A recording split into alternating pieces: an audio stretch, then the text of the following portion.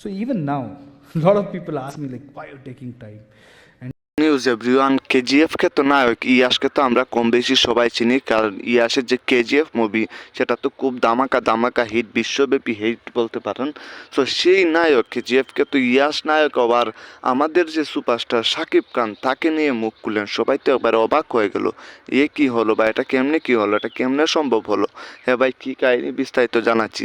ইয়াস আসবেন খুব শীঘ্রই হচ্ছে বাংলাদেশে। কেন আসবেন জানেন?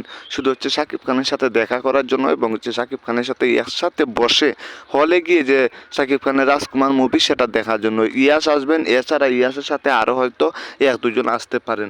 এবং ইয়াস এটিও জানিয়েছেন যে খুব শীঘ্রই আমি হচ্ছে শাকিব ভাইয়ের সাথে একটা কাজ করার ব্যবস্থা করব, কারণ শাকিব ভাইয়ের কাজ আমার খুব খুব খুব বেশি ভালো লাগে। শাকিব ভাইয়ের যে অভিনয়, তার যে দক্ষতা, সবগুলো আমার ভালো লাগে। আমার মনে হয় যে বাংলাদেশের শেষ সুপারস্টার হচ্ছে শাকিব ভাই।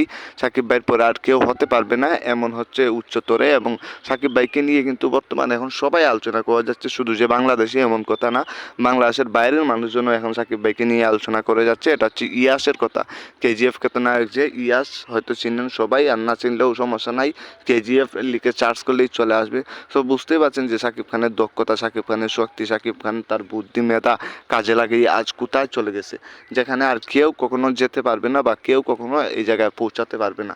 এমতো আমাদের সুপারস্টার শাকিব খানের দ্বারাই সম্ভব। হয়তো আগামীকাল চলে আসবেন ইয়াস, এবং একসাথে বসে প্রথম মুভিটাই দেখবেন আর কি, প্রথম দিনের প্রথম মুভিটাই দেখবেন। সো আপনারাও রেডি হয়ে যান, প্রস্তুত হয়ে যান কালকে মুভি দেখার জন্য। আর সবাই ভালো থাকবেন।